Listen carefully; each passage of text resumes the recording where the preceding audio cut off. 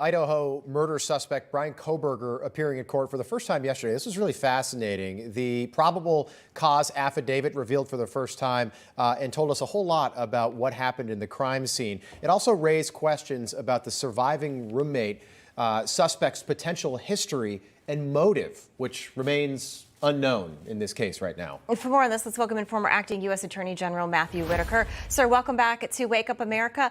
I want to start with this affidavit pointing out Kohberger's cell phone. So it didn't ping in the area at the time of the murders, but it did ping many other times. The car was also seen on surveillance cameras from some other homes. There's a lot of pieces of evidence here to make this a strong case. Do you think they have enough to put this guy away?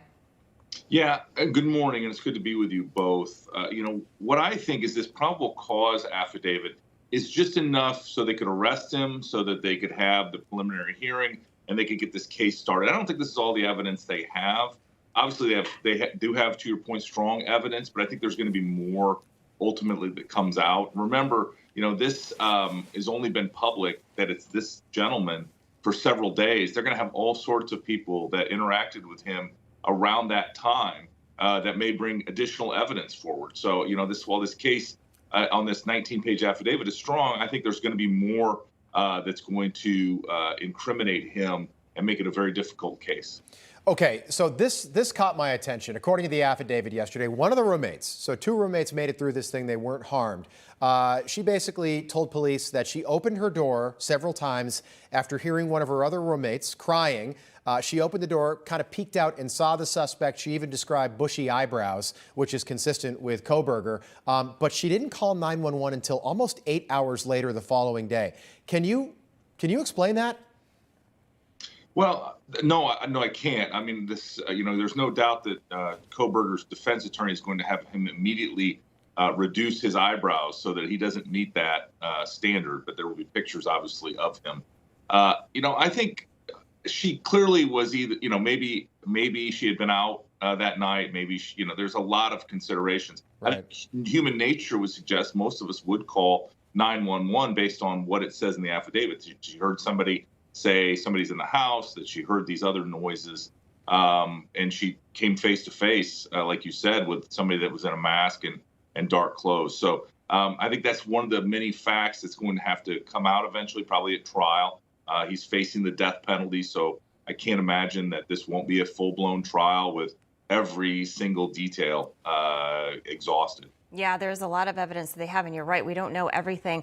I do want to move on, sir, to today marks 2 years since the January 6th protests at the Capitol. The New York Post claiming Biden is turning this date into a national anti-Republican holiday.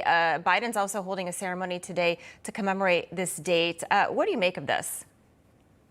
Well, again, the Democrats seem to be willing to take any advantage that they perceive and exploit it. The American people know what January 6th was, know what it wasn't. It was obviously a group of individuals that rioted and assaulted police officers and did things that were illegal, and those people have been prosecuted. Political violence is never acceptable. I think a lot of Republicans asked Joe Biden, what's he doing about, the summer of 2020?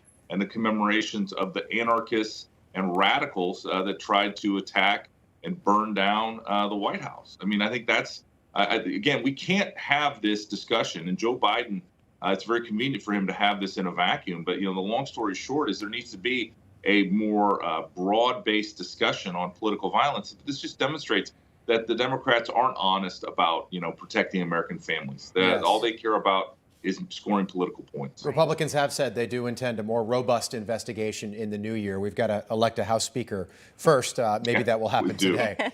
Former Acting Attorney General Matthew Whitaker, great having you back on. Happy New Year, sir. We appreciate you being with us. Happy New Year, both. No crooked establishment. None of that twisting the truth. No talking down to me. Don't tell me how to think. Don't tell me how to think. Don't tell me how to think. I trust Newsmax. Newsmax. They don't tell me how to think. They let me decide. Newsmax. Real news for real people.